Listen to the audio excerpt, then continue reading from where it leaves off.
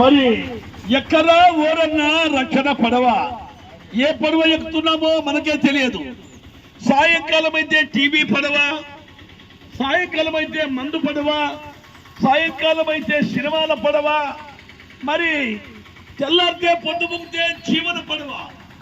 ఈ జీవితం, ఈ జీవన విధానం, ఈ జీవన విధానం కొరకు మానవుడు పడరాని పాటలు పడుతున్నాడు. అందుకే పరిశుద్ధ గ్రంథం బైబిల్ సెలవిస్తుంది, మీరు గడ్డి పువ్వు లాంటి వాళ్ళు. గడ్డి ఎండును, పువ్వు రాలును.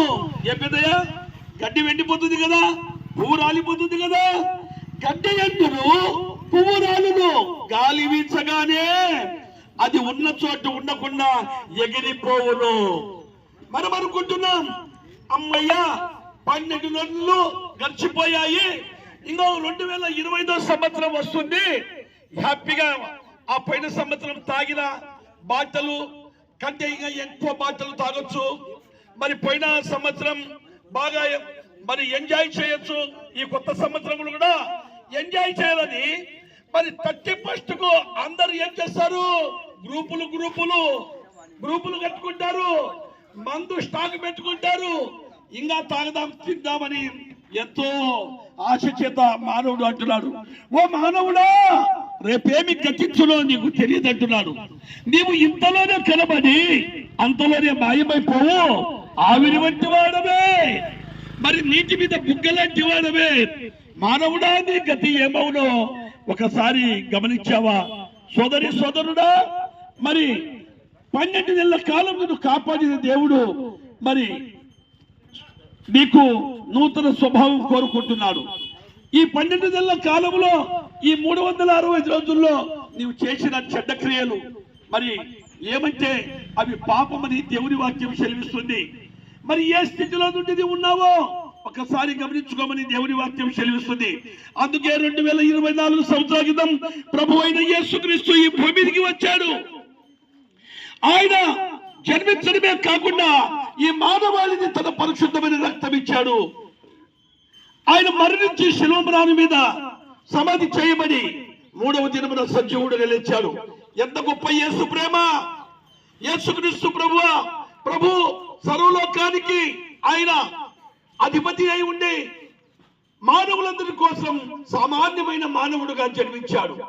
మానవుల కోసం తన మహిమనంతా విడనాడి దరిద్రుడుగా ఈ భూమికి వచ్చాడు. దారిద్ర్యపు స్థితిలో ఉన్న మానవునికి ధనవంతులు చేయడానికి, దారిద్ర్యపు స్థితిలో ఉన్న మానవునికి పరలోక రాజ్యం చేర్చడానికి మరి ఎన్నో ఈ భూమి మీద ఆయన అవమానాలను తట్టుకున్నాడు. అంతేకాకుండా మరి యేసుక్రీస్తు ప్రభువును మరి శిలువ మీద మేకుల చేత బంధించబడుతుండగా ఆయన వారికి అందరికీ, తండ్రి వీరు ఏమి చేస్తున్నారో వీరెరుగురు క్షమించమని సెలవిచ్చాడు. ఓ సోదరి సోదరుడా, నేననే సమయం నీవు ఉండగానే, దీపం ఉండగానే ఇల్లు చక్కగా ఎలా పెట్టుకుంటున్నావో అలాగే ప్రాణముండగానే ప్రభువు లోకరక్షకుడని, ఆయన ఈ లోకాన్ని రక్షించడానికి వచ్చిన గొప్ప దేవుడని, ఆయన మనుషుల కొరకు ప్రాణం పెట్టి తిరిగి లేచిన గొప్ప రక్షకుడని నీ హృదయమందు విశ్వసిస్తావా? నీ నోటితో యేసుక్రీస్తు ప్రభుని ఒప్పుకొని నమ్మి బాప్తిసం పొంది రక్షణ పొందితే నిత్య జీవం ఉందని నీవు ఎరుగవా? సినిమా వస్తే ఎమ్మడే పొల్ల దూరం తెలుసుకుంటావు, కొత్త బ్రాండ్ వస్తే ఎమ్మడే తెలుసుకుంటావు.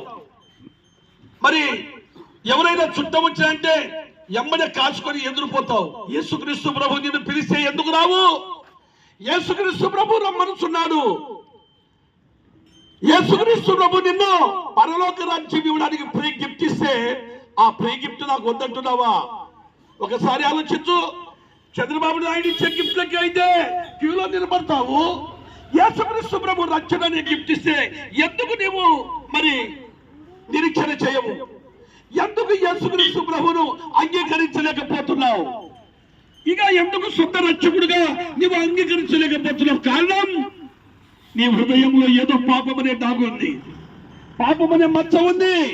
ఆ పాపము కడుక్కోవాలంటే యేసు రక్తము ప్రతి పాపము నుండి మనలను పవిత్రులుగా చేయును. ఓ యవనస్తుడా, ఓ యవన బిడ్డ, అమ్మా, అయ్యా, అక్క, నాకేమిలే ఇక మంచి మంచి సినిమాలు డాకు మహారాజు వస్తుంది, పుష్ప 2 ఉంది, ఇవన్నీ చూద్దాం అనుకుంటున్నావా? పుష్ప నీకు పరలోక రాజ్యం ఇవ్వడు, డాకు నీకు ఇవ్వడు. ఒక పక్క ఢోకా ఇచ్చి వెళ్ళిపోతాడు, నీ డబ్బులు నాశనం చేస్తాడు, నీకు నరకానికి పంపిస్తాడు. కానీ యేసుక్రీస్తు ప్రభు నీవు ఎంత ఘోర పాపివైనా నిన్ను రక్షించగలిగిన ఏకైక నాథుడైన రక్షకుడు యేసనగా ఎవరండి చెప్పండి? పాపుల రక్షకుడు యేసుక్రీస్తుగా పాపుల రక్షకుడు. పాపము చేసిన ప్రతి వారికి రక్షించడానికి వచ్చిన మహనీయుడు, గొప్ప దేవుడు. ఆయన వంటి దేవుడు ఈ ప్రపంచంలో ఈ జగాన ఎవడు లేడు. ఆయనే రాజులకు రాజు, ప్రభులకు ప్రభువు, రక్షకుడు. రక్షక విమోచక, నా పాపాలు క్షమించమంటే నీ పాపాలు క్షమించబడతాయి, నీవు పరలోక రాజ్యం చేరుకుంటావు.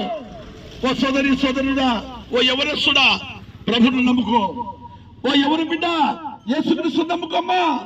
ఓ వృద్ధాప్య స్థితిలో ఉన్నావా పెద్దనా, ఇక నాకేమిలే అనుకుంటున్నావా? ఈ లోకం నీది కాదన్నా, ఒకరోజు విడిచిపెట్టిపోవాలా.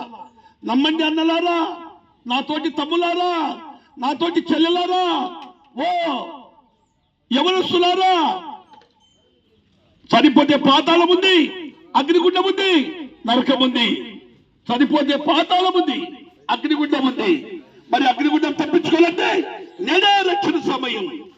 యేసుక్రీస్తు ప్రభుని నీ నోటితో ఒప్పుకొని నీ పాపాలు ఆయన ఎదుట ఒప్పుకుంటే నీవు రక్షణ పొందుతావు, నీ ఇంటి వారు రక్షణ పొందుతారు. ఇది అనుకూలమైన సమయం, ఇది రక్షణ సమయం. దేవుడు నీ కొరకు ప్రాణం పెట్టి శిలువ మరణం పొంది ఆయన సమాధిలో నుండి 3వ దినమున లేచిన సజీవుడైన యేసుక్రీస్తు దినం. మరి ప్రభువును నీ సొంత రక్షకుడుగా నీవు అంగీకరిస్తే అప్పుడు నీవు నీ ఇంటి వారు రక్షణ పొందుతారు. ఈ మంచి మాట చేద్దాం. మీరు మార్పు చెంది, మారుమనసు పొంది, పాప క్షమాపణ పొంది రక్షణ పొందాలని చెబుతూ ఈ మాట నేను ముగిస్తున్నాను. మీ కొరకు మా సహోదరులు ప్రార్థన చేస్తారు. అంతేకాకుండా చక్కగా కనిపదలు ఇస్తున్నారు, బైబిల్ ఇస్తున్నారు, చదవండి. ఎవరిస్తున్నా మార్చుకోండి మీ హృదయాలు. ఓ ఎవరు బిడ్డలారా, మార్చుకోండి మీ హృదయాలు. సినిమా శాస్త్రం కాదు, సీరియల్ శాస్త్రం కాదు, మరి తప్పుడు పనులు శాస్త్రం కాదు. ఒకరోజు మరణిస్తే మనకు ఒకటి స్వర్గం ఒకటి నరకం ఉందని మన పెద్దలు చెప్పారు. నువ్వు నరకానికి పోవాలనుకుంటున్నావా, స్వర్గానికి పోవాలనుకుంటున్నావా? నరకం పోవాలంటే ఈ లోకాన్ని ప్రేమించు, స్వర్గాన్ని పోవాలంటే పరలోకం ప్రేమించాలంటే యేసుక్రీస్తు ప్రేమ దగ్గర రా. యేసు నిన్ను శిలువ చెంతకు వస్తే నిన్ను నీ హృదయం మార్చి నిన్ను ప్రభువు పరలోక రాజ్యం ఇస్తాడు. ఈ చక్కని మాటలు నీ కుటుంబాలు దేవుడు దీవించును గాక. ఆమేన్.